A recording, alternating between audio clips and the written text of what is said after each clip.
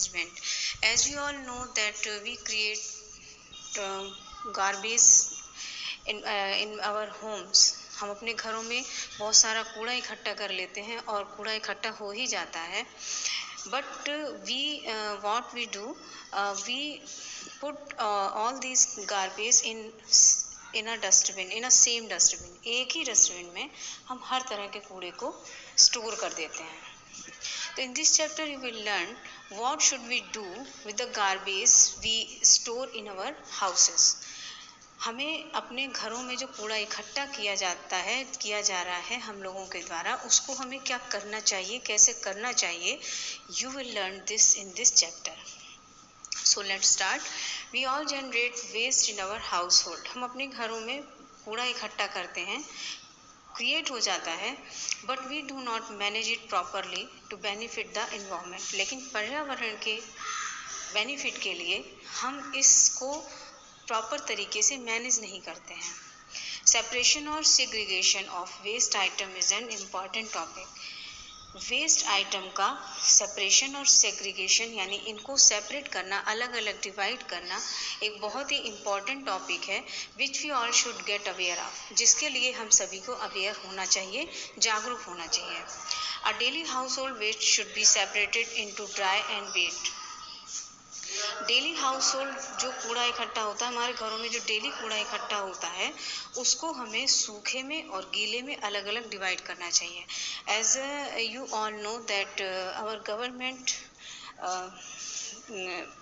ने, मतलब हमारी गवर्नमेंट ने इस तरह के अरेंजमेंट किए हुए हैं. The government arranged 2 types of dustbin in side of the roads.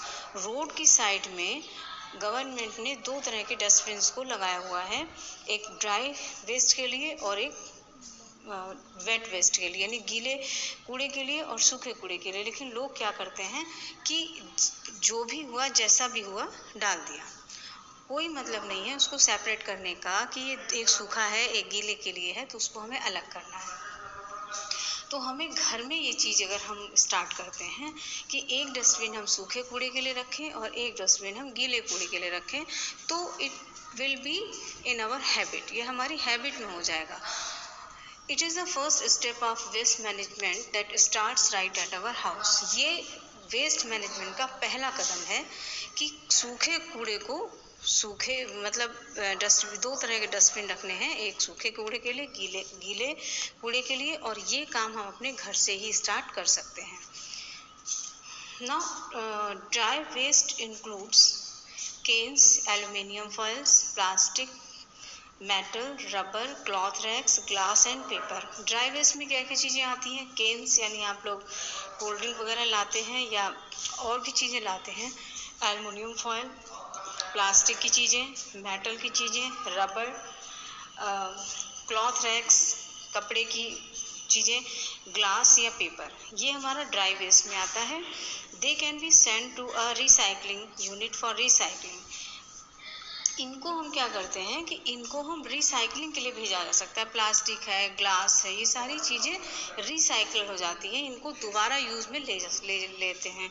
Dry waste is not organic. और ड्राई वेस्ट जो सूखा कूड़ा होता है वो कार्बनिक नहीं होता, ऑर्गेनिक नहीं होता है. Wet waste includes peels of fruits and vegetables. गीले कूड़े में आपका क्या आता है? फलों और सब्जियों के छिलके, लेफ्ट ओवर फूड्स, खाना कभी कभी बच जाता है, और ड्राई लीव्स, सूखी पत्तियाँ, एंड डस्ट फ्रॉम स्वीपिंग. और हम जब झाड़ू लगाते हैं घर में तो डस्ट निकलती है, उस डस्ट के साथ बहुत सारा कूड़ा निकलता है. They should be put aside to be used in kitchen gardens as manure. इस कूड़े को हम कहाँ यूज़ कर सकते हैं? किचन गार्डन में खाद के रूप में यूज़ कर सकते हैं. Wet waste can also be send to a community composting unit.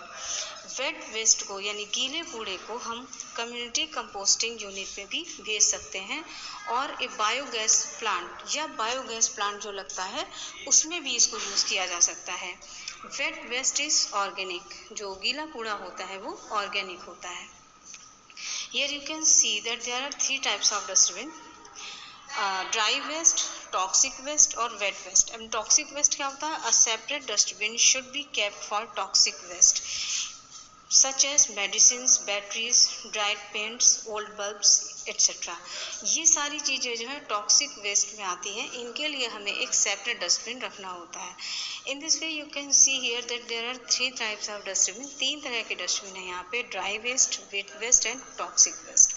And we should start this first step of waste management at our home. ये हम अपने घरों से ही शुरू करना चाहिए हमको इसको।